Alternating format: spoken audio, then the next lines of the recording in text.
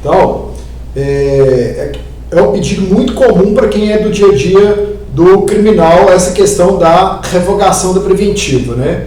O que acontece é o seguinte, aqui no exemplo, né, no enunciado que eu passei para vocês, foi um juiz plantonista, né, que converteu o flagrante em preventiva, e o pedido de revogação da preventiva, ele está sendo feito para o juízo aonde que o processo vai correr.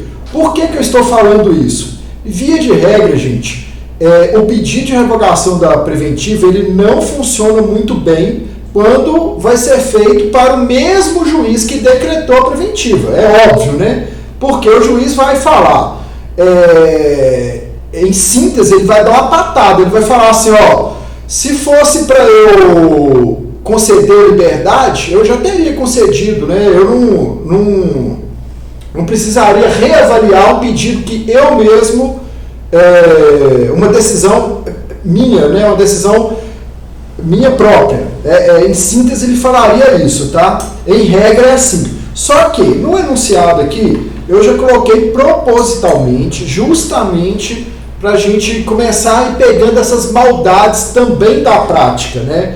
Porque eu estou dando aula aqui, tanto numa perspectiva de exame de ordem, quanto na perspectiva prática. Então, na perspectiva prática, né, no dia a dia forense, se, por exemplo, fosse o próprio juiz aqui da vara criminal da comarca de Unai, que houvesse convertido o flagrante em preventiva, eu, particularmente como advogado, a não ser que houvesse uma aberração ali na decisão dele, né, eu, em regra, eu não faria este pedido de revogação da preventiva para ele próprio, tá?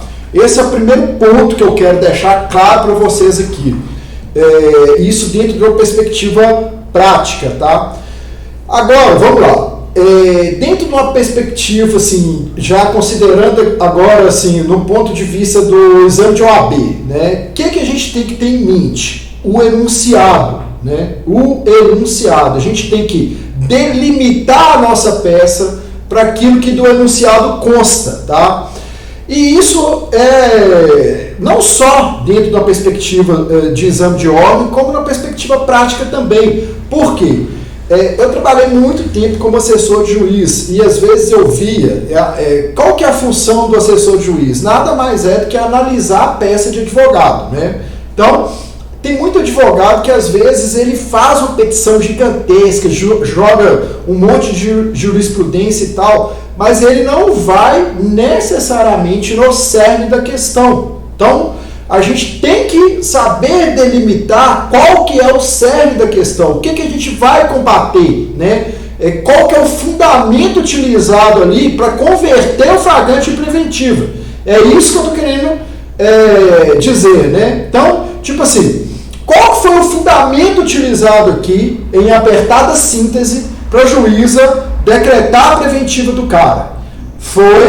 Ela trabalhou com essa questão da ordem pública. É um fundamento muito amplo e muito utilizado. Ordem pública, aí a gente tem que mergulhar no conceito de ordem pública, né, para a gente, evidentemente, conseguir combater. O que vem a ser ordem pública? O crime, ele causou um abalo naquela sociedade ali onde está inserido, né? Então aqui foi uma quantidade de droga foi ínfima e tinha um pezinho de maconha, né? Então assim, se você for olhar, por exemplo, em Belo Horizonte, né, às vezes o cara roda lá com 500 gramas de maconha, com meio quilo de maconha, e ele é enquadrado como usuário. Por quê?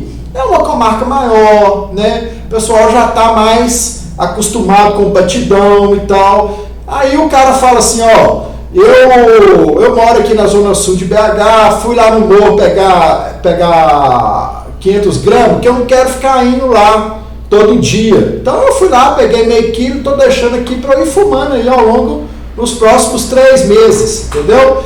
Então, é uma tese que é muito aceitada lá. Aí você cai, o desembargador fala assim, aí vai, lógico, né, olhar lá o histórico do cara, ver se o cara tiver emprego fixo e tal, vai falar assim, não, esse cara é usuário mesmo. Tá? Agora, no interior, né, esses crimes que envolvem tráfico e tal, eles costumam causar um abalo. E isso é importante o advogado, né, ter essa noção também, gente, tá? Dessa questão social, do que envolve ali o crime. Então, aqui ela fundamentou a decisão dela com ordem pública justamente por ser uma comarca de interior e tal, e ela falou, o crime de tráfico causa outros crimes, né? Ele é causa de outros crimes, isso realmente é verdade e tal, só que subsiste, gente, a ordem pública aqui para o nosso caso, né? É essa que é a pergunta que nós devemos fazer e responder, né? Tipo assim, uma quantidade ínfima de droga que foi encontrado, né? O tipo de droga que foi encontrado, tá, gente? Isso também é muito importante, né? Porque uma coisa é o cara ser preso com maconha, outra coisa que tem um menor potencial de dependência, uma menor gravidade. Outra coisa é o cara ser preso com crack, né? Que já é uma droga que o viciado faz a figura do cão aí para conseguir né, para ter acesso, tá? Então, beleza, gente. Dito isso, né, como que a gente vai bolar a nossa peça aí? Como que funciona, agora falando aqui dentro de uma perspectiva da OAB, como que funciona a elaboração de uma peça, né, gente? Endereçamento, né? Para onde que a peça será endereçada? Então, lá no enunciado fala que o cara foi preso na cidade de Unai, né, e que o juiz plantonista era de Arinos. Então, a decisão que converteu o flagrante preventivo foi do juiz plantonista de Arinos. Depois o processo vem para ele ter o seu curso no local do crime, que é a comarca de Unai. Consequentemente, o endereçamento da peça será para o juiz de Unai. Primeiro ponto, né? A gente já tem o número do processo, é o segundo ponto, né? Para a gente colocar lá na nossa peça, temos, né? Por quê? O processo já foi distribuído, já há ali um processo, então tem que haver menção ao número do processo. Aí depois a gente vai ter aquela parte ali da qualificação, né? Da parte, qualificação da parte, o nome da peça e a fundamentação jurídica do pedido. Então, qualificação. O que eu gostaria que vocês tivessem em mente sempre que vocês forem fazer qualificação de alguma parte? O artigo 319 lá do CPC. Por quê? Neste artigo, lá do artigo 319 do CPC, ele fala ali quais são os dados necessários para a qualificação completa de uma parte que esteja em juízo, tá? Então é nome, nacionalidade, profissão, CPF, endereço eletrônico, né? Hoje em dia, sobretudo com essa questão da pandemia aí, gente, essa questão do endereço eletrônico está sendo assim de suma importância, tá? Principalmente, claro, do advogado, porque vários atos aí, várias audiências, né, estão ocorrendo através do meio virtual. Aí, beleza. Eu sempre gosto de usar ali os artigos que fundamentam o meu pedido, tá? Por quê? Para eu demonstrar para o juízo que o meu pedido tem embasamento constitucional e legal, tá? Se houver algum artigo da Constituição que trata deste assunto, é bom colocar. Ah, mas por quê? A Constituição Federal está no topo da legislação. Então, tipo assim, se você está fazendo um pedido, que seu pedido ele encontra embasamento na Constituição, aí quem estiver lendo, né, vai falar assim, opa, tem questão constitucional em jogo aqui, então o cara já vai dar uma atenção especial, né? No nosso caso aí, é o artigo 5º, inciso 66 lá da Constituição, 56, desculpa, tá? E o artigo 310, incisos 2 e 3º do CPP, artigo 321 e 323, inciso 2º, todos esses aí do CPP. Estes artigos aqui do CPP, eles tratam aí dessa questão dos requisitos da preventiva, né, gente? Por quê? Gente, pensem, né, aquilo que eu chamo de raciocínio jurídico, né? Pensem numa perspectiva jurídica, tá? Não é pensar com aquilo que vocês entenderem que for critério de justiça, não, tá? Todo raciocínio que for construído numa peça processual, ele tem que ser um raciocínio jurídico, com embasamento constitucional legal. Por que eu estou falando isso, gente? Porque muitas vezes, numa discussão de boteco e tal, né, o pessoal costuma falar assim, mas eu acho que tem que ser assim. Não, tudo bem, mas o seu argumento fático, né, ele encontra embasamento jurídico, né? Por quê? Toda peça processual, ela tem que ter atrelado fatos a direito, né? Então, assim, recapitulando tudo, né? Tudo que você falar aqui que ocorreu no mundo dos fatos terá que ter embasamento jurídico para demonstrar que aquilo que aconteceu no mundo dos fatos não é suficiente para manter o seu cliente preso, né? De acordo com a legislação aplicável à espécie, tá bom? Então, é este raciocínio que eu quero que vocês construam, que vocês tenham em mente, tá? Então, no meu padrão de resposta, que eu vou disponibilizar para vocês logo depois da aula, né, eu coloco lá preliminarmente, né, que é possível o pedido de revogação da preventiva tratando-se de crimes hediondos, porque há uma discussão em relação a isso aí. Então, eu já dou uma mencionada e tal. Professor, isso é necessário e tal? Gente, eu acho necessário, porque quanto mais técnico você demonstrar ser, mais respeito você vai ter com o interlocutor ali da sua peça, com quem estiver fazendo a leitura da sua peça. Então, quanto mais argumentos técnicos jurídicos você trouxer ali à baila, né, trouxer ali para a peça, a pessoa mais respeito vai ter, vai falar, o cara tá falando uma coisa aqui que, né, tem todo sentido, tem fundamentação e tal, né? Beleza. Depois, eu trago os fatos, eu coloco um campo lá, dos fatos. Neste campo, eu faço um breve resumo dos fatos, como consta no boletim de ocorrência.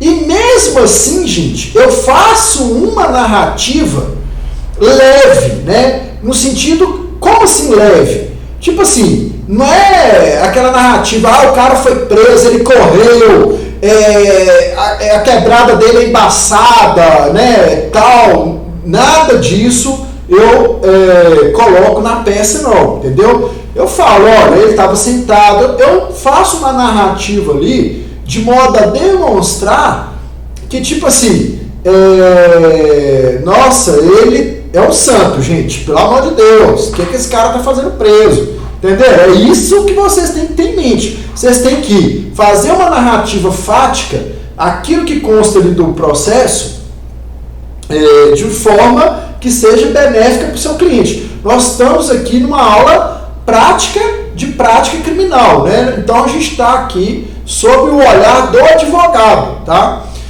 E assim, gente, a advocacia criminal, né, agora falando aqui dentro de uma perspectiva prática, ela é difícil demais, gente. Ela, assim, o cara tem que ter sangue nos olhos mesmo, tá? Porque você vai nos ambientes, né, mais hostis, né? Você vai no presídio, o presídio é carregado pra caramba, entendeu? Falando assim, no linguajar bem real, você chega lá, tem cara de escopeta, aí o cara, tipo, às vezes o cara tá sentado, distrai, na hora que você assusta, que o trem tá virado do seu rosto ali. Então, assim, já todo mundo fica meio tenso, né? Você vai conversar com os caras, esses caras que são do crime, eles não dão mole na ideia, né? Os caras, tipo assim, né? Os caras são firmes, então a conversa não pode fazer curva, né? Você vai no fórum, você não é muito bem tratado na advocacia criminal, em regra, tá? O pessoal já te olha meio assim. Você fala que é advogado criminalista, o pessoal também da sociedade já não te vê com bons olhos, né? Então, assim, não é uma coisa, não é algo assim, né, que digamos, regrado de coisas boas, não, pelo contrário, tá? Mas quem, né, tá a fim de seguir nessa área tem que se impor e se manter e bola para frente. Então, essa narrativa fática, ela tem que ser, como foi dito, né, numa perspectiva que seja boa para o seu cliente, lógico, né, gente? Isso aí é claro. Então, beleza. Aí depois você vai fazer uma narrativa fática e tal, aí você vai, eu gosto de colocar da realidade dos fatos, tá? Aí nessa questão aqui da realidade dos fatos, aí eu já venho falando que, tipo assim, a quantidade, eu já venho pegando os pontos positivos, né? Eu vou ler aqui, só para vocês saberem como eu coloquei aqui no meu padrão de resposta, né? Gente, outra coisa que eu queria deixar claro também, essa questão do meu padrão de resposta, como o próprio nome diz, é padrão de resposta, tá? Às vezes, na hora que você for fazer a correção da sua peça lá, que você for fazer uma comparação, você vai falar assim, eu coloquei coisa que o professor não colocou, será que está errado e tal? Não, gente, entendeu? Uma peça processual, jurídica, seja ela de qual ramo que for, ela apresenta variações, às vezes eu já me surpreendi muitas vezes com alunos que trazem informações que são de suma importância, que eu não tinha pensado, tá? Então, assim, isso é normal. É óbvio que você tem que ter atenção ali no seguinte, aquilo que foi dito, né? No cerne, a gente está aqui como advogado para combater o cerne da decisão que converteu o flagrante em preventivo. Então, o cerne da decisão que converteu o flagrante em preventivo, no nosso caso, é a ordem pública, né? Então, assim, é isso que será combatido, tá? Então, é isso que vocês têm que ter em mente. Então, vamos lá.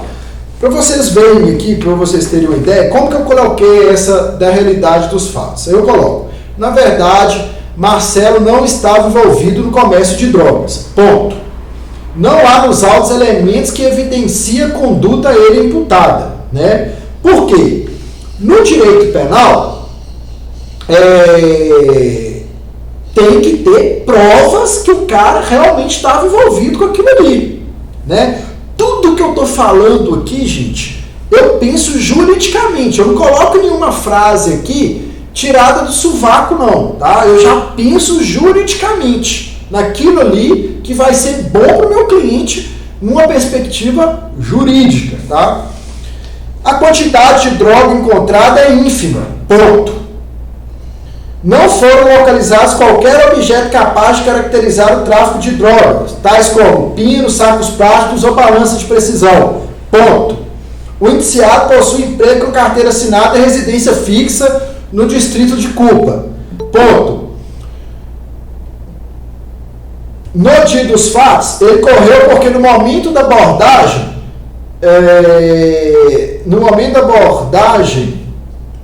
já era noite e pensou que estivesse sendo perseguido por um desafeto.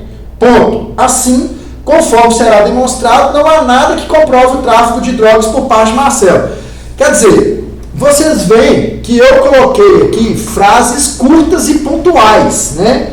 E o que eu vou fazer ao longo da minha peça? Essas frases aqui que serão, que darão, né, à tona da minha defesa. Então, ao longo da minha defesa, eu vou desenvolver essas frases, enquadrando elas numa perspectiva jurídica, tá? Então, beleza. Olha só. Aí eu já venho para os fundamentos jurídicos, né? Passada essa questão dos fatos, eu já venho para os fundamentos jurídicos. Aí eu ponho o tópico 4. Fundamentos jurídicos. Aí eu coloco ponto 1. quantidade de droga ínfima, objetos que pudessem caracterizar o tráfico de drogas não encontrados, negativo em consonância com a prova produzida. Então, beleza, gente. Isso aqui, gente, é uma questão de suma importância na perspectiva prática, tá, gente? Então, o que acontece?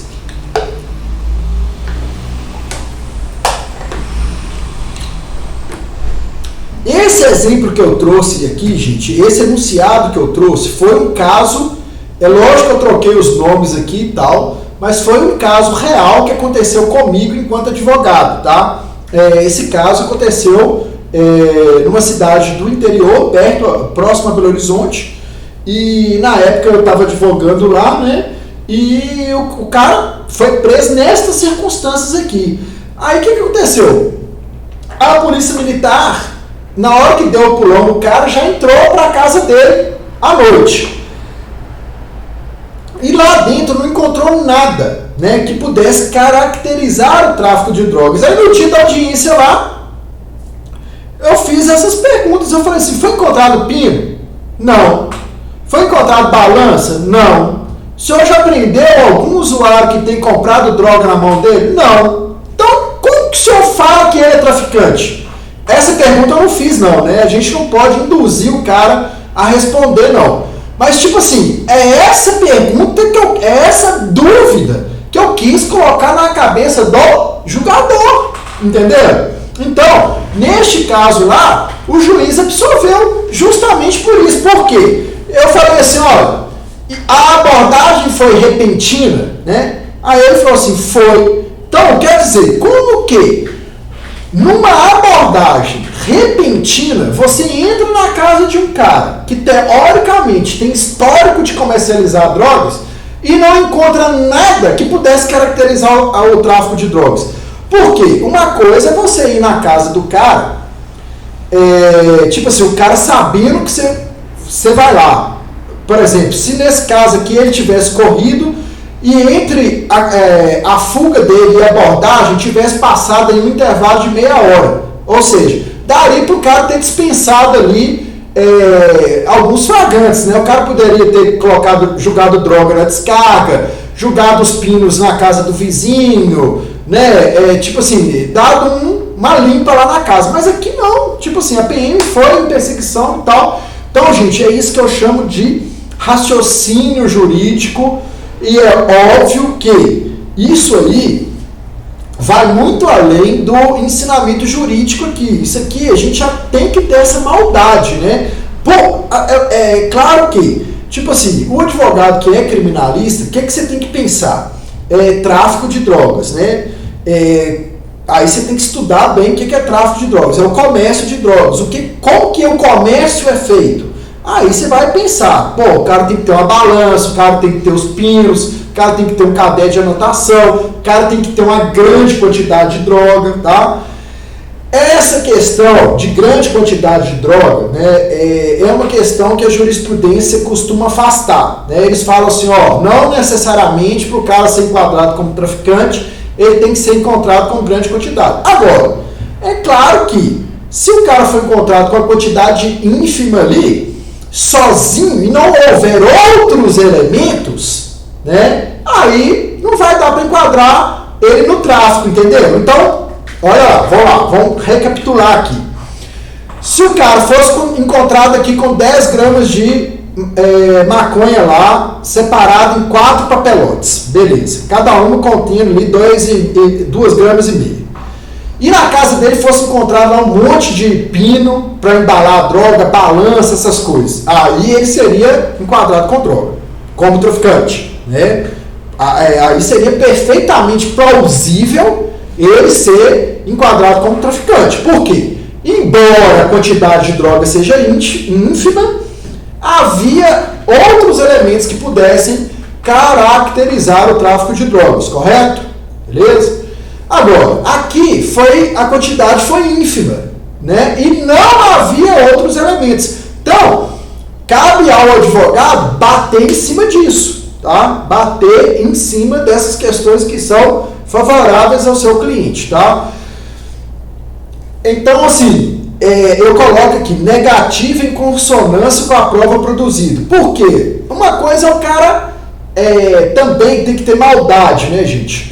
Tipo assim, uma coisa é o cara negar que é traficante e foi encontrado na casa dele tudo que leve a pensar ao contrário, né? Agora, outra coisa completamente diferente é o cara negar ser traficante e não ter sido encontrado nada com ele que pudesse caracterizar o tráfico de drogas, entendeu? Então, assim, a negativa do cara aqui está em consonância com aquilo que dos autos consta, tá? Beleza. Aí eu desenvolvo bem esse tópico aqui, aí eu coloco alguns argumentos jurídicos aí que são típicos do âmbito criminal, né? O indúbio pro réu, né? Aí eu falo, há dúvida que ele é traficante, tá? A gente não pode afirmar com a necessária certeza que ele é traficante. É um outro ponto muito importante para quem pretende atuar aí no criminal, tá? No criminal tem o princípio lá do indúbio pro réu. Então, se vocês sentirem que há dúvida ali em relação ao crime que é imputado ao cliente, vocês têm que desenvolver bem essa questão da dúvida, de plantar a dúvida, tá?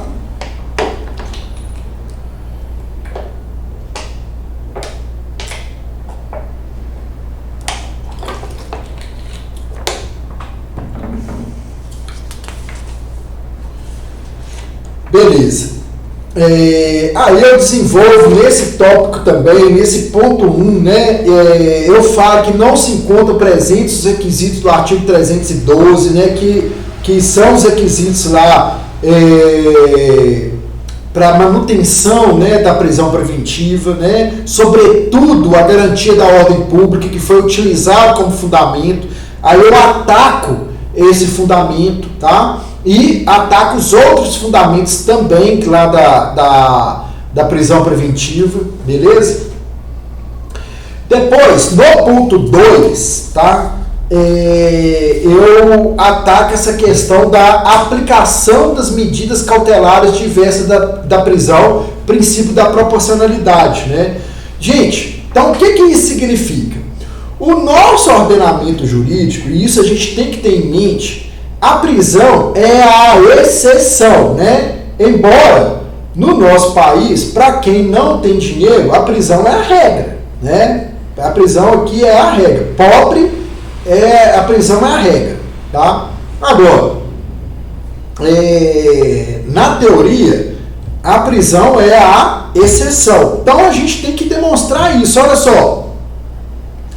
É necessário, né, que ele responda esse processo preso? Ele não poderia muito bem responder esse processo em liberdade? Não seria mais viável que ele responda ao processo em liberdade, né? Num ordenamento jurídico em que a prisão é exceção e que é fundado na dignidade da pessoa humana, seria melhor que ele respondesse o processo em liberdade, né? Aí eu falo que eu desenvolvo lá a questão das medidas cautelares diversas da prisão, né? Eu uso esse termo, eu falo, olha, existem medidas cautelares que podem ser aplicadas aqui. Essas medidas cautelares, o que seriam, gente? Ele manter o endereço atualizado, comparecer lá no fórum uma vez por mês para assinar, se comprometer a responder o processo, né, a comparecer em todos os atos do processo. Então, é em cima disso que a gente vai trabalhar, né? Agora, mas, tipo assim, esse pedido pode ser feito sem fundamentação jurídica, né? Genericamente? Não, gente. O nosso cliente aqui, ele preenche os requisitos legais, aquilo que eu falei, gente. Tudo o que você utilizar na sua peça em benefício do seu cliente tem que ter embasamento legal. Então, no nosso caso aqui, no nosso exemplo, no exemplo do nosso enunciado, o cara, ele faz jus a responder o processo em liberdade. Por quê? Tá? Por quê?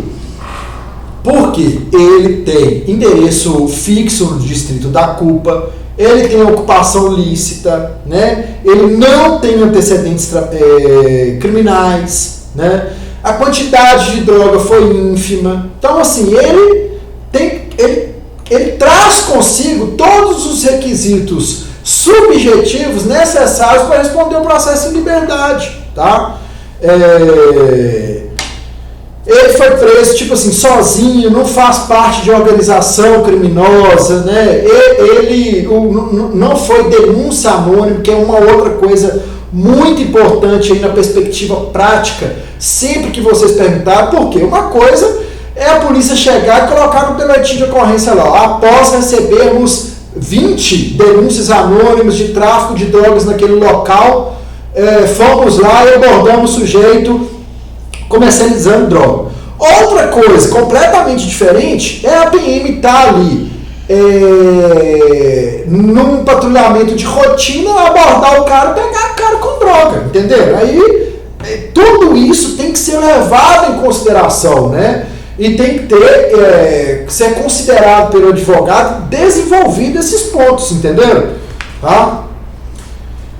Aí, na conclusão, né, o último item da minha peça é a conclusão. Comprovada a ausência de indício de autoria, requer que, ouvido o Ministério Público, seja revogada a prisão preventiva com consequente expedição de alvará de soltura. Tá? Como eu disse, gente, né, no início da aula, para quem não estava presente aí, né, em regra, esse pedido de revogação preventiva ele não é muito utilizado na prática, não, tá? A não ser que seja um caso igual, idêntico a este aqui que eu trouxe no exemplo no enunciado, que tenha sido decretada a prisão preventiva pelo juiz plantonista, aí o advogado pede lá para o juiz titular da ação onde que vai desenvolver o processo, né?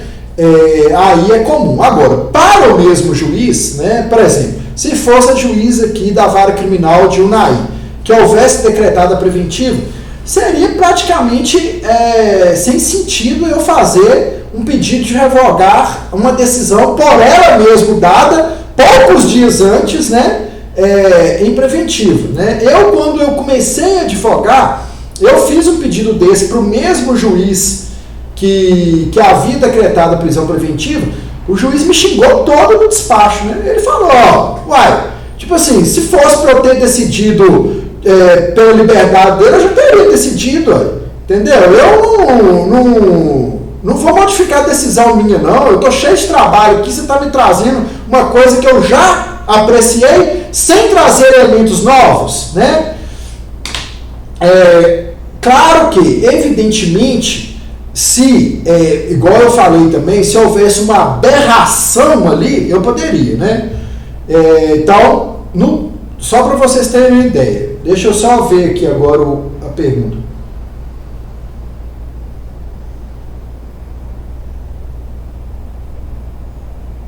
Isso, ótimo exemplo aqui que a Brenda trouxe, né? Exatamente, aqui é um caso de algo assim, que é gritante, né? Que é um equívoco gritante ali do juiz. Aí, nestes casos aqui, é óbvio que a gente tem que trazer a baila ali. Nestes casos aqui, é bom o advogado ir lá e até despachar pessoalmente com o juiz ou com o assessor, né? E falar, olha, aconteceu isso, isso e isso, mas aqui tem essa particularidade e tal, aí o juiz revoga, tá?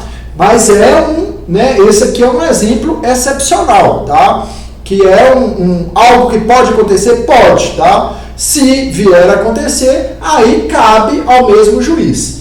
Agora, em regra, né, o advogado já entra ali direto com o pedido de habeas corpus, tá? Então, é isso que eu quero que vocês tenham em mente. Aqui, como a gente está trabalhando peças e tal, eu quis trabalhar com vocês essa questão do pedido da revogação da preventiva, né? Para depois nós irmos para o habeas corpus, tá? Mas então, gente, assim, o que eu quero, em suma, né, que vocês tenham em mente, né, dentro de uma perspectiva aí, prática e teórica, olhando o exame de ordem, né? Endereçamento da peça, tá? A qualificação ali do acusado, o nome da peça, a fundamentação jurídica da peça, tá? Essa questão ali, uma narrativa fática dos fatos, como consta ali no processo, né? Uma narrativa fática na visão da defesa, né? E, sobretudo, a questão da fundamentação jurídica. E assim, a peça ela tem que ser coerente do início ao fim, tá? E, gente, não se preocupem com questão de, tipo assim, trazer muita jurisprudência, trazer doutrina demais para a peça, essa questão de rebuscar demais a peça com palavras, assim, difíceis. Isso é muito importante, tá, gente? Isso não é conveniente hoje em dia, tá? As peças devem ser o mais objetivo possível.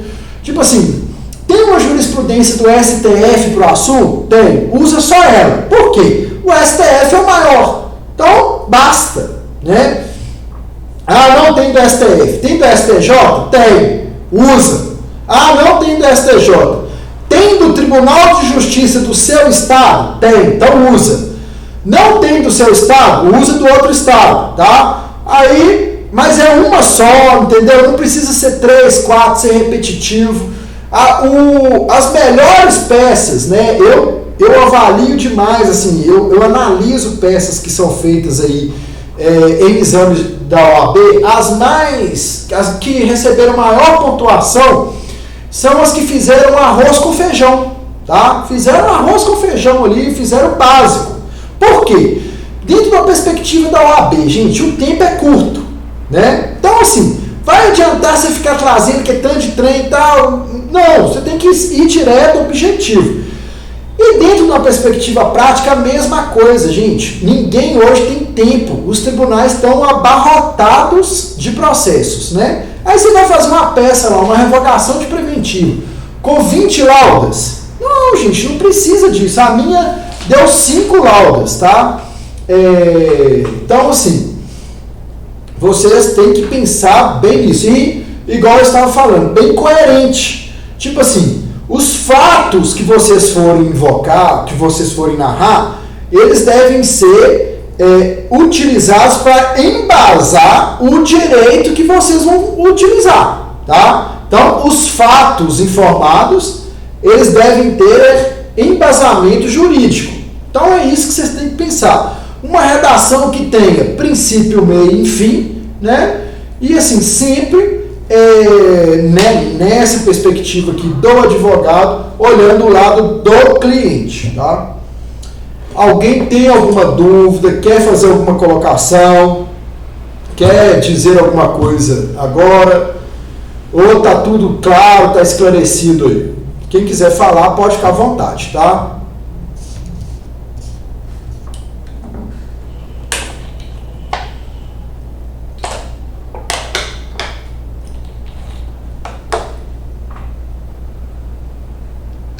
Professor, boa tarde. Boa tarde. Tem a questão da qualificação. Então, quando falta a qualificação do nosso cliente e ela já está no processo, como é que eu faço o pedido para ter acesso a essa qualificação? É na própria peça? Isso, exatamente. Mas o que acontece, Carlos? Uma ótima pergunta, tá? Essa questão da qualificação, ela deve ser analisada dentro da perspectiva daquilo que for melhor para o seu cliente. Por que eu estou falando?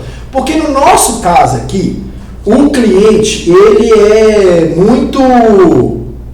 Os requisitos do cliente são muito bons, os requisitos subjetivos. Então, neste caso, é melhor o advogado trazer tudo dele ali, que ele é mecânico, né? Ou seja, que ele trabalha e tal, trazer todas essas questões à tona, tá? Agora, se eventualmente você não tiver acesso à qualificação do seu cliente, aí você tem que pedir nos autos.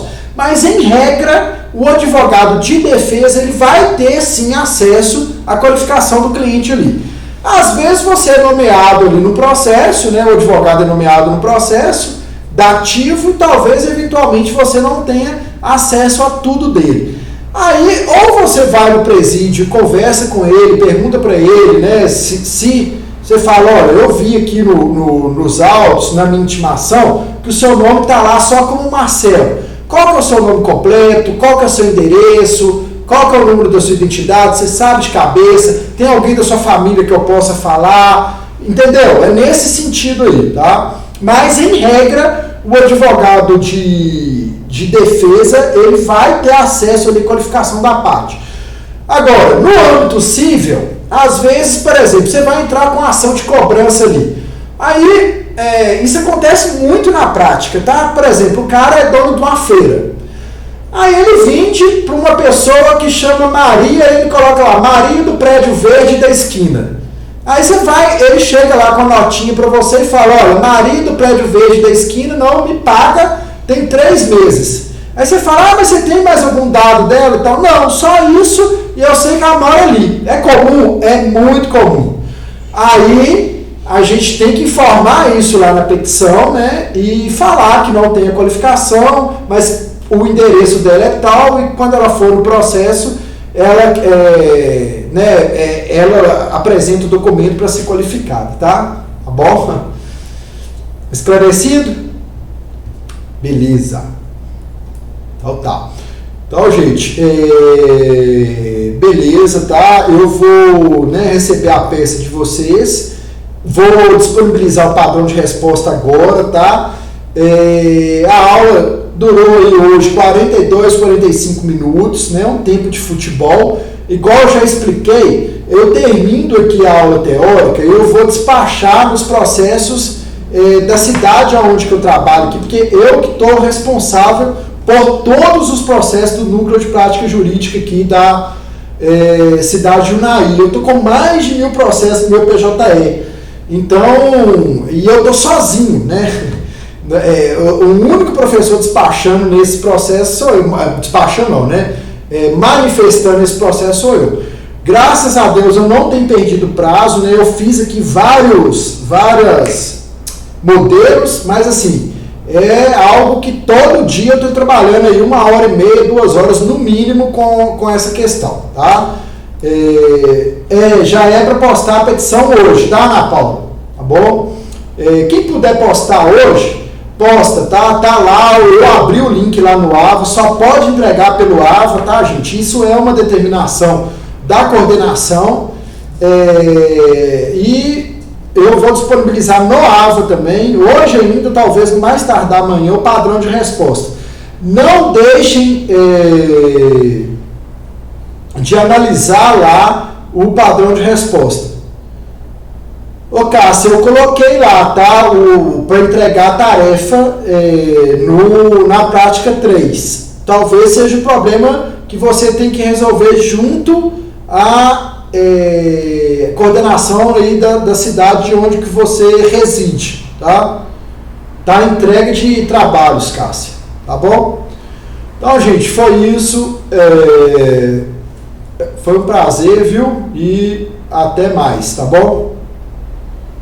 Pode entregar amanhã, gente, não tem problema não, tá? Não tem problema não. Quem quiser entregar amanhã, pode entregar. Eu não vou ficar 100% com essa questão de prazo, não. Mas, assim, uma recomendação que eu faço para vocês é que tentem cumprir o prazo. Porque, tipo assim, eu como professor, eu perdoo. Na prática, a prática não perdoa. Se a gente entregar fora do prazo, a outra parte vai lá e detona a gente, tá? Então, assim, muita atenção com essa questão de prazo aí, pensando na perspectiva prática, tá? Um abraço e fiquem com Deus, viu? Até mais.